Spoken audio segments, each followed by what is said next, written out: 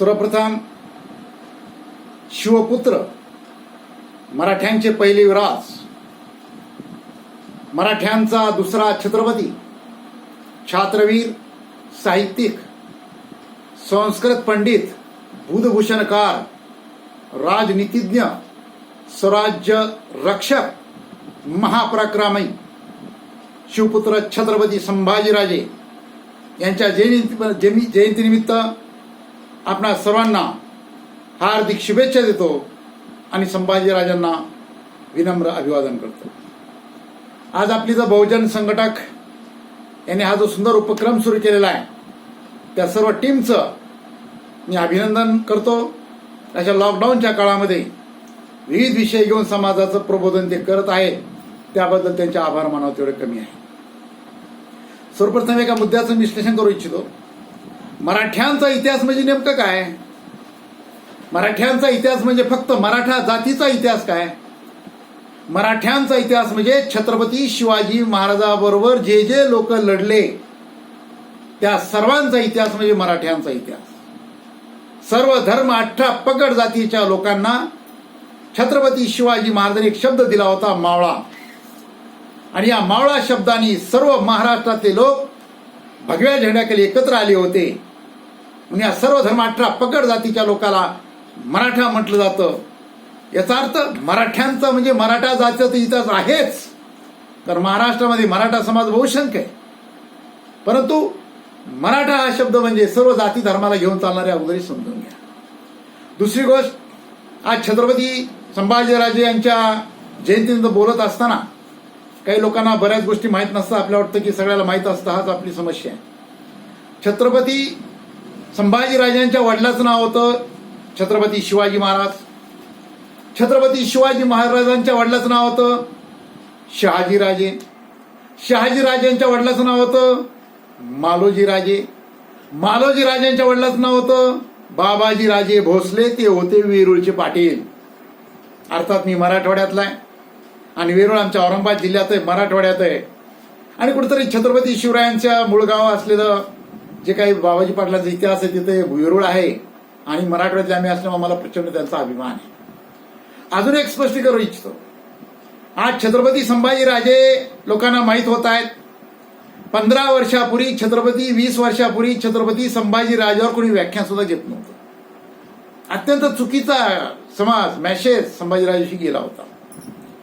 जिथं एकच छत्रपती संभाजी माहीत नव्हते तर दुसरे संभाजीराजे माहीत असण्याचा काय प्रश्न आहे? मी ज्यावेळी संभाजी ब्रिगेडचा प्रदेश प्रवक्ता होतो त्यावेळेस मी संशोधन करून मराठ्यांच्या इतिहासातले 9 संभाजी मी शोधून काढले. 100 बडकर 1 संभाजी. आणि पुस्तक लिहिलं विविध कालखंडातील कर्तवान संभाजी. हे पुस्तक प्रचंड गाजलं. भले भले लोक थक्क झाले.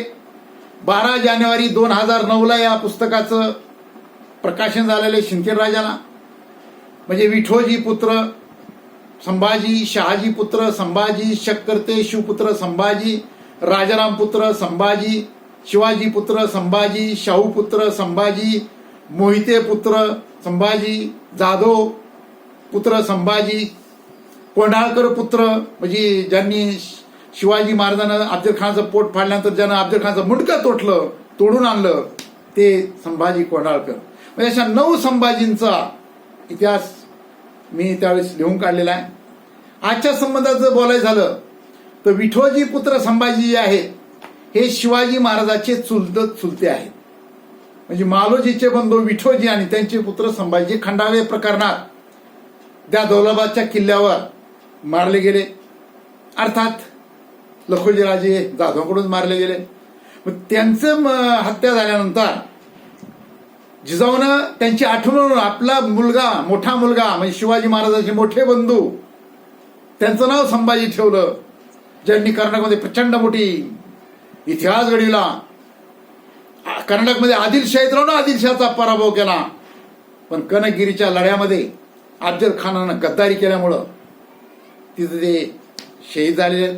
मग त्यांची आठवण म्हणून पुन्हा शिवाजी महाराजांचे ज्येष्ठ पुत्र त्यांचं नाव पुन्हा संभाजी ठेवलं.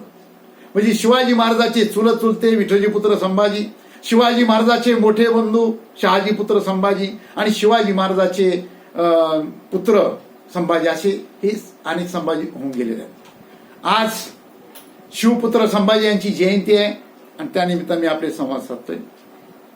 मित्रांनो, बांधवांनो, भगिनींनो, काय शिकायचं छत्रपती संभाजीराजाकडून? नंबर 1, संभाजीराजाला त्या काळामध्ये वय वर्ष 32 लाभलेलं असताना, एवढी धामधूम असताना, कसलेही कोचिंग क्लास नसताना, अर्थात त्यांच्या वडिलांनी तो बंदोबस्त केला हा विषय वेगळा, अनेक भाषा येत होत्या. म्हणून संभाजीराजांची जयंती साजरी करत असताना, एकमेकाला शुभेच्छा देत असताना आपणाला अनेक भाषा आल्या पाहिजे. संभाजीराजाला मराठी येत होतं, हिंदी येत होतं, संस्कृत येत होतं, तेलुगू येत होतं, कन्नड येत होतं, उर्दू येत होतं, फारसी येत होतं, ब्रज भाषा येत होती आणि सगळ्यात महत्वाचं इंग्रजी येत होतं. इंग्रजाचा राजदूत प्रतिनिधी ज्यावेळेस शिवाजी महाराजांच्या राज्याभिषेकाला रायगडावर आला, त्यांनी लिहून ठेवलंय हेनरी की मराठ्यांचा पहिला युवराज छत्रपती शिवाजी महाराजांचे पुत्र संभाजीराजाशी मी इंग्रजीत संवाद साधला. कल्पना करा, 350 वर्षापूर्वी संभाजीराजाने इंग्रजी येत होतं, म्हणजे थक्क करणार आहे सगळं. म्हणून आपल्याला काही भाषा आल्या पाहिजे. आदरणीय मोदी साहेबांची गुलाबी नोट छापली, जी धुतल्यावर पाणी जातं, तिचा रंग जातो. तिच्यावर ज्या काही भाषा आहेत 16-17, त्यापैकी 2-4 तरी भाषा आपल्याला आल्या पाहिजे. परकी भाषा आल्या तर अतिउत्तम. म्हणून भाषा शिका.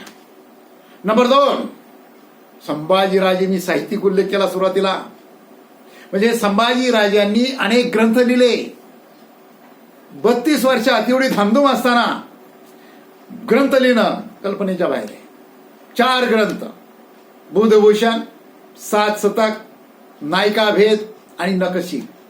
आणि बुधभूषण हा ग्रंथ संस्कृतमध्ये वयाच्या 14व्या वर्षी लिहिला. काय म्हणतात संभाजीराजे वयाच्या 14व्या वर्षी? संभाजीराजे वयाच्या 14व्या वर्षी लिहितात की जे दैववादी असतात ते नामर्द असतात आणि जे प्रयत्नवादी असतात तेच मर्द असतात. म्हणजे प्रयत्नवादाचा पुरस्कार करणारे छत्रपती संभाजीराजे आपल्याला कळाले पाहिजे. मग तरुणांना मी आवाहन करणार आहे, प्रयत्न करत राहा. प्रयत्नांते वाळूचे कण रवितात तेलही गळे आपण म्हणतो, पण आपण प्रयत्नाला कुठं कमी पडायचं नाही. सगळ्यात महत्वाचं ते लेखक होते. आपण का लिहित नाहीये? आज आमच्या घरात माझी आई एक दिवसही शाळेत गेलेली नाहीये. तिची मुलाखत मी आता मातृदिनानिमित्त युट्यूबवर टाकली, जरा बघून घ्या. एकही दिवस शाळेत न जाता वयाच्या 64व्या वर्षी नारी तू गुंजू नकोस नावाचं 96 पानी पुस्तक लिहिलं, त्याला अनेक पुरस्कार मिळाले. म्हणजे माझी आई बहुजनाची, एक मराठा बहुजना स्त्री शाळेत न ग्रंथ लिहू शकते. मी स्वतः लेखक आहे, 10 पुस्तकं प्रकाशित आहेत. माझा मुलगा संकेत, त्याचं पुस्तक प्रकाशित आहे. म्हणून आपण लेखक व्हा हे आव्हान मी करणार आहे. संभाजीराजे किती ग्रेट आहेत अजून एक उदाहरण देईन मी तुम्हाला. शिवाजी महाराजांच्या राज्याभिषेकाला महाराष्ट्रातल्या ब्राह्मी यंत्रणेनं नकार दिला. संत रामदास छत्रपती शिवाजी महाराजांचे गुरु तर संत रामदास स्वामी शिवाजी महाराजांच्या राज्याभिषेकाला गैरहजर का राहिले? काय मेडिकल रजा टाकून गेले होते काय? म्हणजे काही नसताना संबंध जोडायचे. गुरुच्या परस्पर राज्याभिषेक होऊ शकतो का? विरोध केला इथल्या यंत्रणेनं. छत्रपती शिवाजी महाराजांना माघार माहित नव्हती, जिजाऊंना माघार माहित नव्हती. काशीहून गागाभट्ट आणला. आता तो पैसे देताना काय घेतले हा विषय जाऊ द्या. गागाभट्ट अनेक दिवस रायगडावर राहिला राज्याभिषेक निमित्तानं आणि संभाजीराजाची भेट व्हायची. बाल संभाजी युवराज चर्चा व्हायची. संभाजीराज ज्ञान, राजकारण, त्यांचं समाजकारण, त्यांची ते सगळं तत्वज्ञान थक्क झाले. आणि इथून गेल्यानंतर त्यांनी एक समय नाही नावाचा ग्रंथ लिहिला गागाभट्टाने. आणि काय केलं माहितीये? आपण आपले ग्रंथ कोणाला ते अर्पण करीत असतो मोठ्या ग्रेट माणसाला. गागाभट्टाने आपला ग्रंथ समय नय नावाचा ग्रंथ युवराज संभाजीराजांना अर्पण केलेला आहे. एवढे संभाजीराजे ग्रेट आहेत, पण आम्हाला माहित नाही. अजून एक गुण शिकायचा आहे. आम्हाला कोरोना आलाय, घाबरून गेलो आपण. लॉकडाऊन 1.5-2 महिने त्या झालो. अरे मराठी किल्ल्यावर 4-4, 5-5 महिने वेळा पडल्यावर घरात होते बिना अन्न पाण्याचं.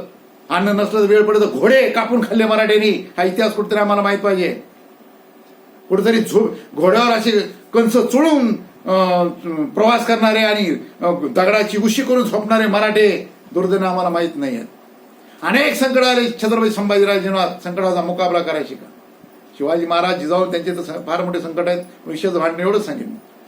संभाजी राजाच्या आईचा मृत्यू लहान असताना, संभाजी लहान असताना सईबाईचा, महाराणी सईबाईचा मृत्यू झालाय. 9व्या वर्षी पुरंदरचा तह झाल्यावर शिवाजी महाराजांनी संभाजी राजाला मोगलाचा मनसबदार केलंय. आता पुरंदरचा काय झाला, जून महिना होता, पेरणी आली होती, जयसिंग मिर्झाराजे शेती उद्ध्वस्त करत होता, खेडी उद्ध्वस्त करीत होता. आणि माझा शेतकऱ्याची जर पेरणी झाली नाही तर घडी गेली तर पिढी जाते, शिवाजी महाराजांना माहित होतं. म्हणून जूनच्या आतमध्ये संकट गेलं पाहिजे म्हणून 23 किल्ले दिले शिवाजी महाराजांना शेतकऱ्याची शेती वाचावी म्हणून. बाल संभाजीराजाला मनसबदार केलं, अपमान सहन केला, आग्र्याला जाऊन आले औरंगजेबाला भेटायला. अर्थात तिथून आल्यावर सगळे किल्ले जिंकले हा विषय वेगळा. किल्ल्यापेक्षा मावळे शिवाजी महाराज ग्रेट माहित होते, हे आपण समजून घेतलं पाहिजे. बाल संभाजीराजाला लहानपणी 9व्या वर्षी म्हणजे 3रीच्या वयात मनसबदार आग्र्याला जावं लागलं. काय विमान होतं का, रेल्वे होती काय, का रस्ते होते? कल्पना करा, घोड्यावर बसायचंय, पायी जायचंय, रस्त्यात काय, हायवेत काय, रेस्ट हाऊस आहेत काय, काय सुविधा? नद्या, नाले, डोंगर, दर्या, पाणी नाही, अन्न नाही, शत्रू, दरोडेखोर, काय नाही सांगा तुम्ही. आणि एवढ्यातून हा प्रवास कल्पनेच्या बाहेर आहे. अजून एक, संभाजीराजे जिवंत असताना त्यांचं 13-10 किलो होतं, मृत्यूची अफवा. शिवाजी महाराज परत आले आग्र्याहून, सोबत संभाजीराज आणला, कारण दोघं सोबत आले, सापडे तर काही धोका होईल, मग त्यांना मागं ठेवलं.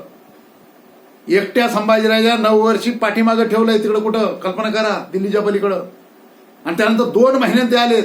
म्हणजे जिवंत असताना संभाजीराजाची मृत्यूची अफवा त्यांनी सगळे विधी उरकले होते. काय पुन्हा एक सांगतो, दिलेर खानाच म्हणतात की शिवाजी महाराज संभाजीराजे दिलेर खानाकडे, अरे शिवनीती ही आपल्याला काय कळणार आहे?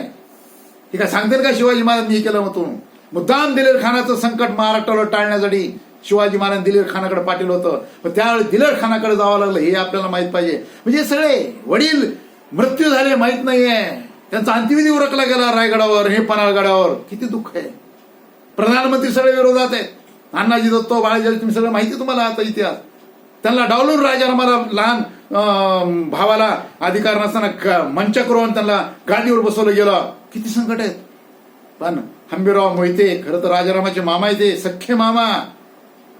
मामा सेनापती कसा असावा, या अण्णाजी दत्तला ह्यांना वाटलं की राजारामाला आपण राजा केले, चला त्यांचे सख्खे मामा आपल्या सोबत राहतील. पण हंबीरराव म्हणले मी सेनापती आहे, खरा अधिकार कोणाचा आहे, संभाजी राजाचा आहे.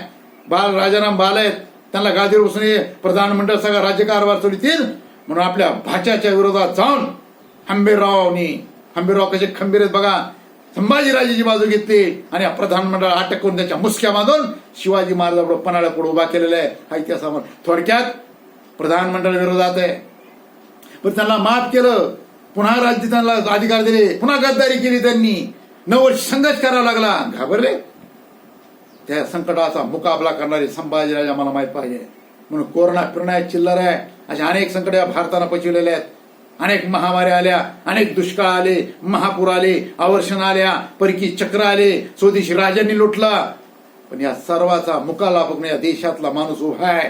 म्हणून संभाजीराजापासून शिकायचं, आपण संकटाचा मुकाबला करायचा, डगमगायचं नाही. अजून एक, संभाजीराजा अशा कर्तबगार संभाजीराज चित्र काय उभा केलं? राज्य बुडवा, स्त्री लंपट, व्यसनी, किती हरामी. म्हणजे तुमच्या हातात लेखण्या होत्या. महात्मा फुले यांना कलम कसाई म्हणतात, कलमानं कापणारी माणसं.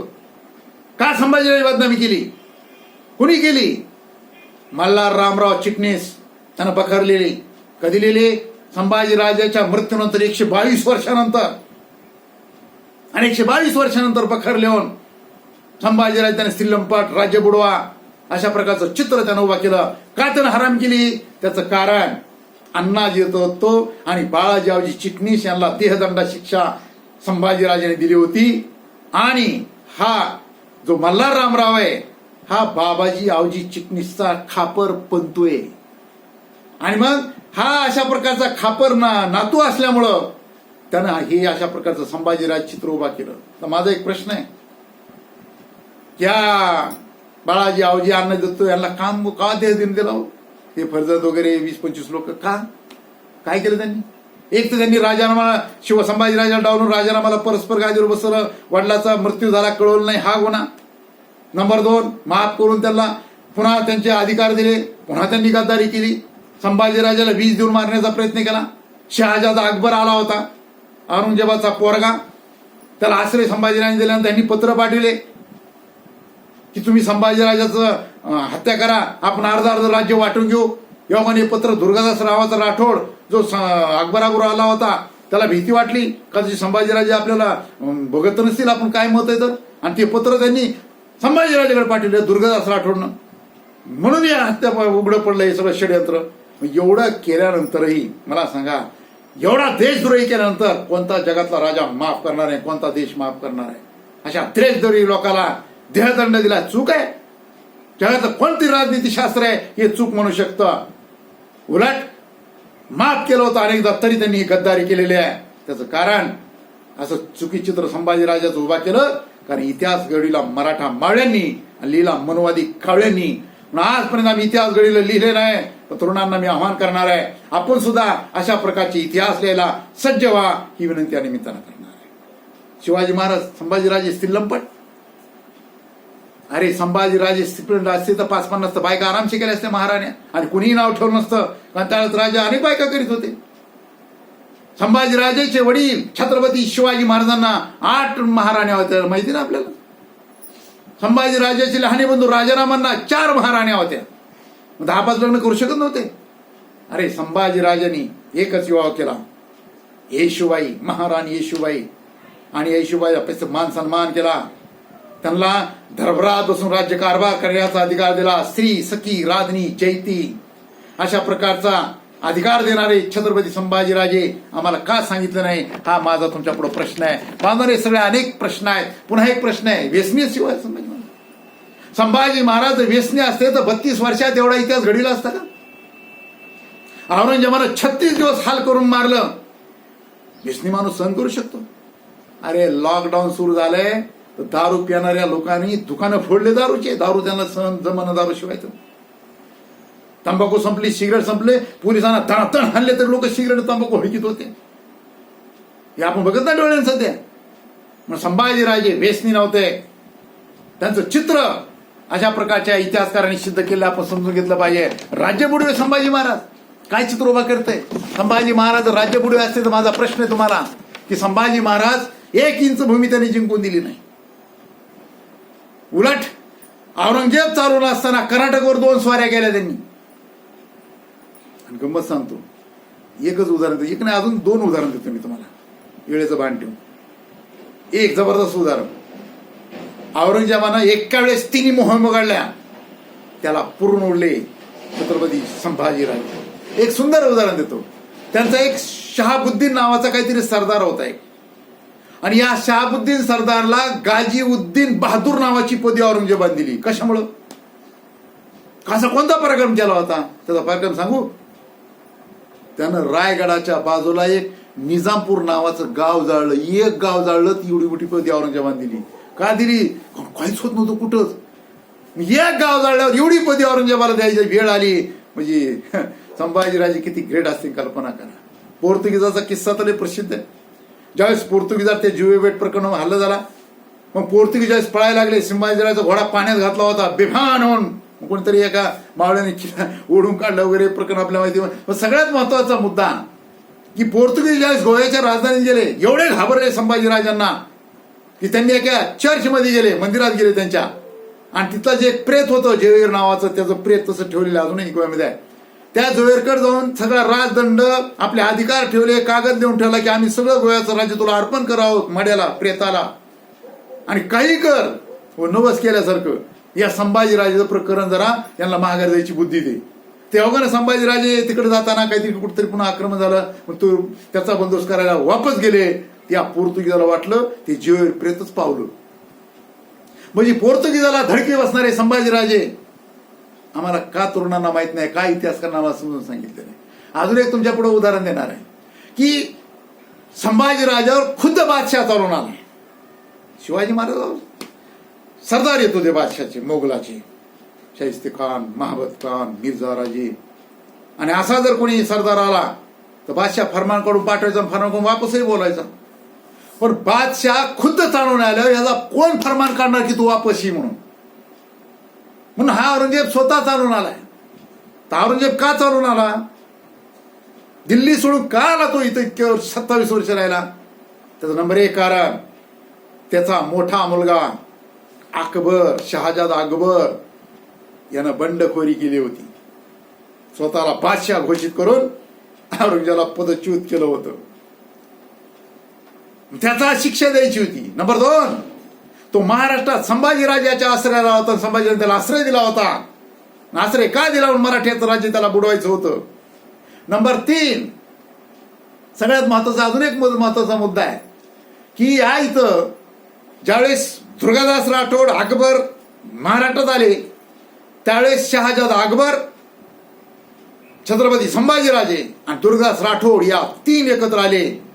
म्हणजे मोगलाचा बंडखोर पुत्र राजपूत आणि मराठे या 3 शक्ती एकत्र येणं औरंगजेबाला परवडत नव्हतं. याचा कायमचा बंदोबस्त करायचा. तो स्वतः का आला, कारण त्याच्या 3 पुत्रावर कोणत्याही सरदारावर संभाजीराजाचा बंदोबस्त करीन याचा त्याचा विश्वास नव्हता. त्या अकबर एक सांगतो, अकबर प्रकरण काय. अकबर हा औरंगजेबाचा 4था पुत्र आहे आणि तिकडे एक राजपूत राजा होता जसवंत सिंह, एकमेव राजा होता ज्याला राजापदी दिली होती. आणि जसवंत मोगला सरदार होता. तो अफगाणचा बंदोबस्त असताना तिकडे त्याचा मृत्यू झाला. आणि जसवंत सिंहचा मृत्यू झाला, त्याला मुलबाळ नव्हतं, निपुत्रिक होता. म्हणून औरंगजेबानं आपला शहाजादा अकबराला पाठवलं तिथं राजपूताच्या राज्यामध्ये, त्याचं राज्य खालसा करायला सांगितलं. पण ज्यावेळेस अकबर तिथं आला, पण तिकडे घटना सांगायची राहिली. जसवंत सिंह मृत्यू झाला त्यावेळेस त्याच्या 2 महाराण्या गरोदर होत्या आणि त्याच्या मृत्यूनंतर त्याला पुत्र झाली दोघीलाही. आणि त्यापैकी एक मोठा पुत्र अजय सिंह याला राजपूतांनी गादीवर बसवलं. ज्यावेळेस अकबर आला तर या राजपूतचा दिवाण होता दुर्गादास राठोड. या दुर्गादास राठोडनं अकबराला समजून सांगितलं की तुमचे जे अकबर बादशाह होता ते सर्व धर्मजातीला घेऊन चालायचे, तुम्ही असं करू नका.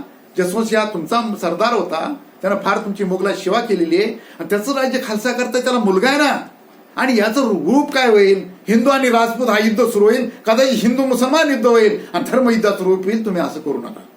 अकबराला ते पटलं शहाजादाला आणि त्याला औरंगजेबाला पत्र पाठवलं की हे करणं योग्य नाही आहे. जसं आपला मोगल सरदार आहे, संस्थान खालसा करू नये, हिंदू मुस्लिम असं काही रूप तयार होईल. औरंगजेबाला एवढा राग आला.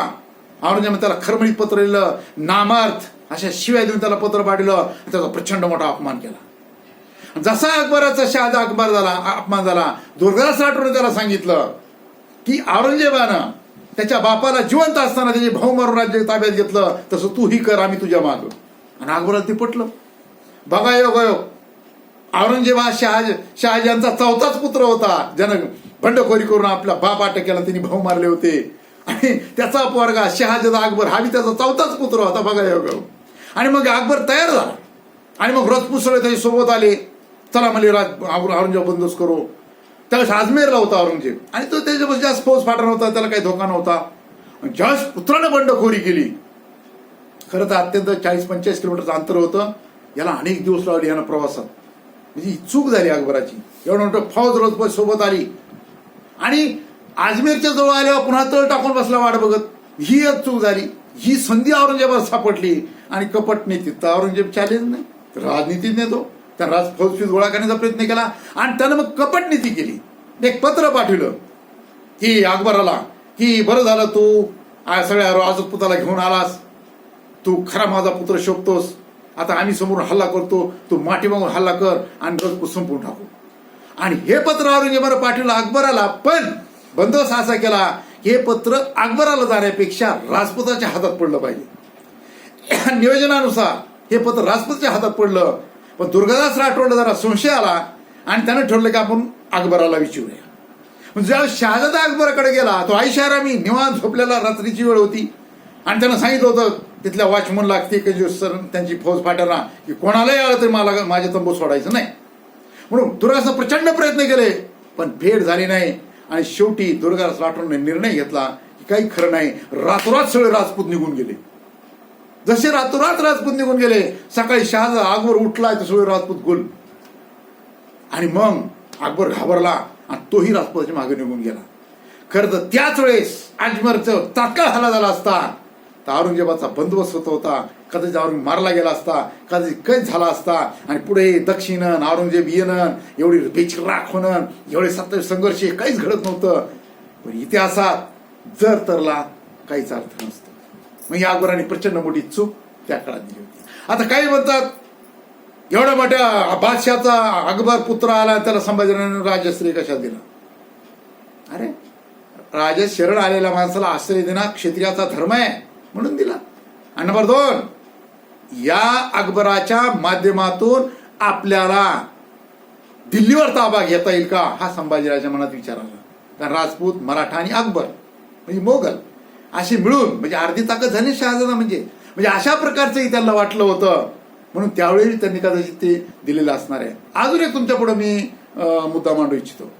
औरंगजेबाने दक्षिण झाला तर दक्षिणेचा ना औरंगजेबाची ओळख होती का? तर नीट आहे का, दक्षिणेची इंच भूमी औरंगजेबाला माहित होती. कारण औरंगजेब बादशाह व्हायच्या अगोदर दक्षिणेचा सुभेदार होता. इथूनच दक्षिणेतून बंडखोरी करून तो उत्तरेत जाऊन त्यानं भाऊ मारले होते, बापाला अटक केली होती. म्हणून पूर्ण दक्षिण त्याला भूमी माहित होती. औरंगजेबाचा संघर्ष कोणाबरोबर झाला? भोसल्यांसोबत. माहिती तुम्हाला? म्हणजे औरंगजेबाची कोणाकोणा संघर्ष झाला भोसल्याबरोबर? नीट आहे का, शिवाजी महाराजांचे वडील शहाजी राजे त्यांच्याबरोबर संघर्ष झाला. शिवाजी महाराज चुलते शरीफजी राजे त्यांच्याबरोबर संघर्ष झाला. राष्ट्रमाता जिजाऊसोबत संघर्ष झाला औरंगजेबाचा.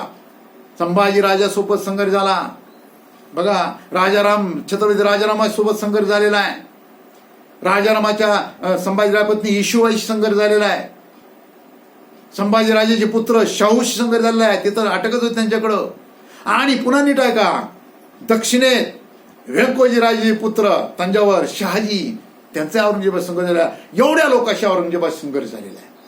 आणि असा हा औरंगजेब ज्यावेळी दक्षिणेत आला, कोण कोण होते सोबत?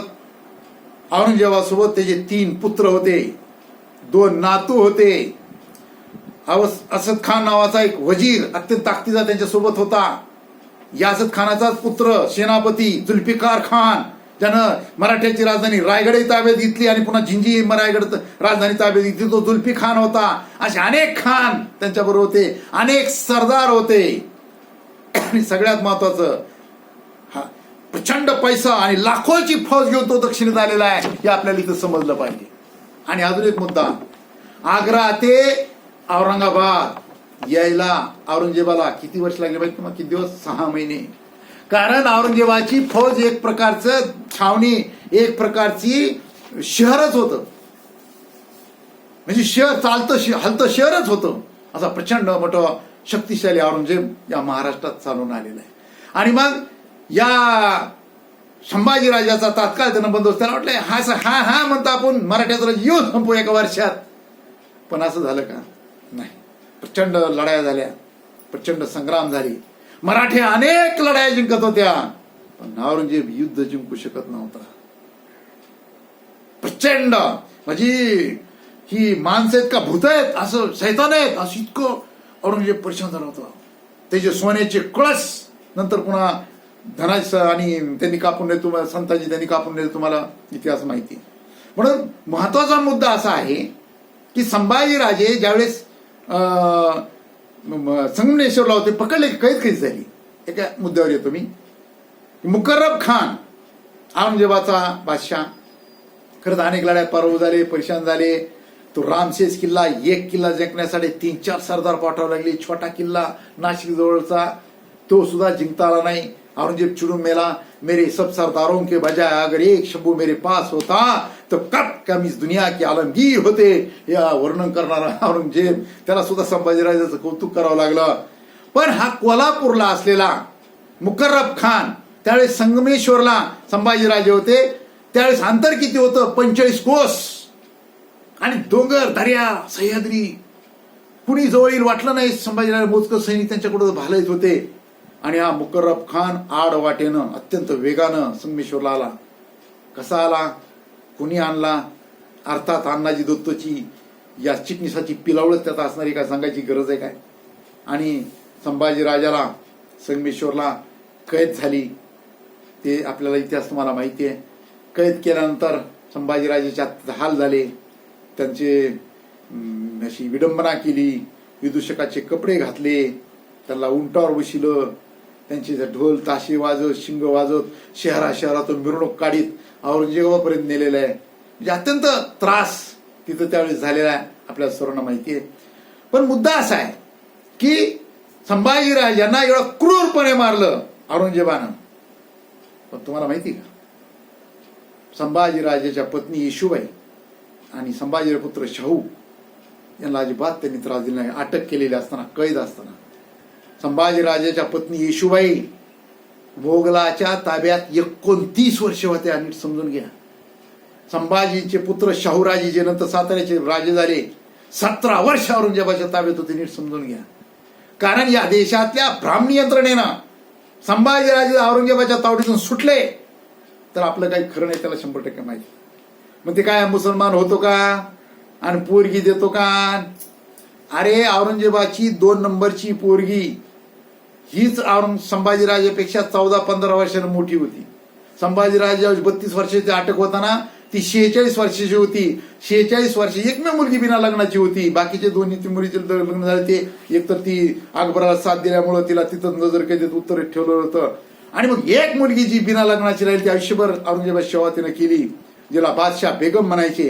तर ही मुलगी 46 वर्षी संभाजी 32 कशाला लग्न म्हणजे काय, कशाला काही नाही सगळं. म्हणजे संभाजीराजाला फक्त 2-3 प्रश्न विचारले, ते मी स्वतः औरंगजेबानं नाही, त्याचा रद्दुल्ला खान कोणतरी सरदार पाटीलला, की तुझा खजिना कुठे आहे. आणि औरंगजेबाचे म्हणजे माझे औरंगजेब म्हणतो की माझे कोणकोणते सरदार, मोगलाचे कोणकोणते सरदार तुझ्या संपर्कात होते, काय मी पराभूत करू शकत नव्हतो तुला, याचा अर्थ आमचे कोणतरी गद्दार होते. या दोन्ही प्रश्नाचे उत्तर संभाजीराजांनी दिलेलं नाही. अत्यंत अश्लील म्हणजे संभाजी प्रचंड शिवीगाळ केली, प्रचंड बादशाचा अपमान केला, त्यांना कुरिसात करायला सांगितलं. त्यांच्यासमोर गेल्यावर संभाजीराजे वाकले नाही, म्हणजे प्रचंड मोठा अपमान औरंगजेबाचा केला. परंतु अनेक शहाजीराजाला अटक झाली, ती माहिती तुम्हाला आदिलशहानं सोडून दिलं होतं. पण संभाजीराजे एवढी हत्या करते एवढी क्रूरपणे का, तर बऱ्याच इतिहासकाराचा अभ्यासकाचा दावा आहे की संभाजीराजे लेखक होते, संभाजीराजे वाचन करीत होते आणि मराठा बहुजनांना लिहिण्या वाचण्याचा अधिकार नव्हता मनुवादी ग्रंथानुसार. जो कोणी उच्चार करील त्याची जीभ काढा, मनुवादी कायदा आहे. जो कोणी वाचील त्याचे डोळे फोडा, जो कानानं ऐकेल असं काय तत्वज्ञान धर्मग्रंथ त्याचे कानास शिस भरा. म्हणजे जो कोणी म्हणजे ज्ञान देण्याचा प्रयत्न केले त्याची चांबडी सोडून त्याच्यावर मीठ टाका. ह्या मनुवादी शिक्षा आहेत. आणि एक मुसलमान राजा बादशाह जी अशी सजा कधीच त्याच्या इतिहासात कधीच त्या 90 वर्षाच्या आयुष्यात त्यानं कोणाला दिली नाही, ही संभाजीराजाला का दिली. याचा अर्थ या अण्णाजी दत्तो यांची पिलावाळ 100% त्याच्या कानात फुटफुटली. त्यांनी संभाजीराजाला पकडून दिलं आणि त्यांच्या कायद्यानुसार संभाजीराजाची हत्या झालेली आहे. अत्यंत दुर्दैवी आहे. त्यांचं डोकं मिरवणूक काढीत, अगदी बरामपूर आग्रा मिरवणूक काढीत दिल्लीच्या विशीवर टांगलं. ज्या दिल्लीच्या विशीवर संभाजीराजाचं मुंडकं टांगलं ती वेस पुन्हा औरंगजेबाला बघायला मिळेल नाही. त्याला महाराष्ट्रातच मारावं लागलं. एवढे मराठी चिल्ले होते, दफन व्हावं लागलं आमच्या औरंगाबादच्या खुलताबादला. हे आपण समजून घेतलं पाहिजे. तुम्हाला एक उदाहरण देतो की संभाजीराजे किती ग्रेट होते, औरंगजेब त्यांच्यात किती विषमता होती. औरंगजेब हा 63 वर्षाचा आहे, संभाजीराजे 24 वर्षाचे आहेत. औरंगजेबावर लाखो रुपये आहेत, संभाजीराजाजवळ पैसे नाही आहेत. औरंगजेबाजवळ लाखोची फौज आहे, संभाजीराजाजवळ मोजकं सैन्य आहेत. औरंगजेबाच्या इस्लामी राजवटीला 500 वर्षाची परंपरा आहे. शिवाजी महाराजांना स्थापन केलं राज्य फक्त 7 वर्षाचे. औरंगजेबाला एकही गद्दार नाही, इथं प्रधानच गद्दार आहेत. औरंगजेबाला एकही उघड शत्रू नाही आणि तो 22 सुब्याचा मालक आहे. भीमा अफगाणिस्तान तो भीमा नदी आणि पुन्हा पार तंजावर पर्यंत गेल्यानंतर तो. म्हणून संभाजीराजे छोटं राज्य एका सुब्यातला छोटा भाग आहे. अशी विषम लढाई आहे, तरी औरंगजेब जिंकू शकला नाही. आणि एक सुंदर उदाहरण देतो. ज्यावेळेस मराठ्यांना आपण हरवू शकत नाही औरंगजेब लक्षात आलं आणि मग त्यांना काही वेळ म्हणून जरा दुसरीकडे जावं म्हणून त्यांना विजापूर आणि गोळकोंडा जिंकायचं ठरविलं. आणि तुम्हाला सांगतो एका वर्षात दोन्ही राज्य त्यानं संपवून टाकले. विजापूरचा सुलतान अटक केला एका वर्षात आणि गोळकंडच्या कुतुबशाही अटक केला आणि दोघाला अटक करून दौलताबादच्या किल्ल्यात सरकारी त्यांच्या जेलमध्ये ठेवलं होतं. एका वर्षात या आदिलशाही आणि कुतुबशाही संपवणारा औरंगजेब मराठ्याला 27 वर्ष महाराष्ट्रात राहिला पण संपू शकला नाही. कारण प्रत्येक मावळा स्वतःच राज्य म्हणून लढत होता. या अगोदर नीट समजून घ्या. औरंगजेब म्हणतो, काय म्हणतो औरंगजेब, आग्र्याला शिवाजी महाराजाला मी जिवंत परत जाऊन दिलं, मी सगळ्यात मोठी चूक केली. आणि संभाजी राजाला जिवंत मारलं ही माझ्या आयुष्यातली घोड चूक झाली. कोण म्हणतं औरंगजेब? कारण या महाराष्ट्राला बच्चा बच्चा पेटला, आमच्या राजाला एवढा क्रूर मारतो काय? म्हणून प्रचंड फौज, कोणी नेता नाही, कोणी पैसा नाही, कोणी आदेश नाही, म्हणजे गवतालाही भाले फुटतात जे म्हणतात.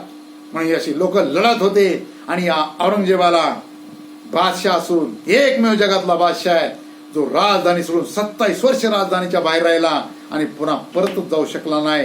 तर औरंगजेब या महाराष्ट्राला अहमदनगरला त्याला मरावं लागलं आणि औरंगाबादला खुलताबादला दफनभूमी त्याला दफन करून घ्यावं लागलं.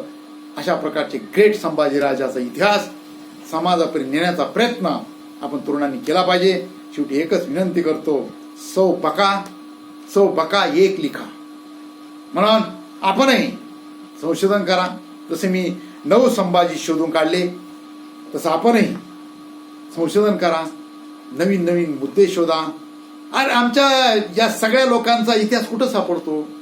कुठतरी इंग्रजांनी लिहिलं, कुठल्या तरी पोर्तुगाजानं लिहिलं, कुठल्या तरी डचाच्या डायरी सापडलं, कुणीतरी फिरत फिरत प्रवासी आला होता, कुणीतरी काफी खान औरंगजेबाच्या दरबारात. आता औरंगजेबाच्या दरबारातला काफी खान काय मराठी चांगले लिहिणार आहे? म्हणजे त्यांच्या शत्रूच्या ह्याच्यातून सुद्धा एवढा चांगला इतिहास आमचा सापडला आहे.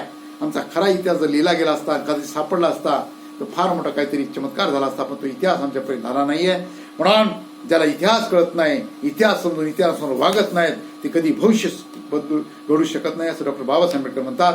म्हणून आपण सर्वांनी आपल्या महापूर्वजांचा महान इतिहास बळीराजापासून अगदी आपल्या पूर्वजापर्यंत हा इतिहास समजून घ्यावा आणि समाजापर्यंत मांडावा असं मला वाटतं.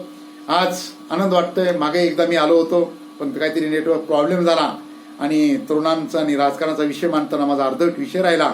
म्हणून ही जी बनसोडे खांडेकर ही मंडळी त्यांची सर्व टीम अत्यंत ताकदीने गेले महिनाभर काम करतायत. अनेक मोठमोठी नामवंत लोक यांनी या इथं आणली, लोकांशी चर्चा केली, संवाद साधला, लॉकडाऊनच्या काळामध्ये समाजाचं प्रबोधन करण्याचा प्रयत्न केला.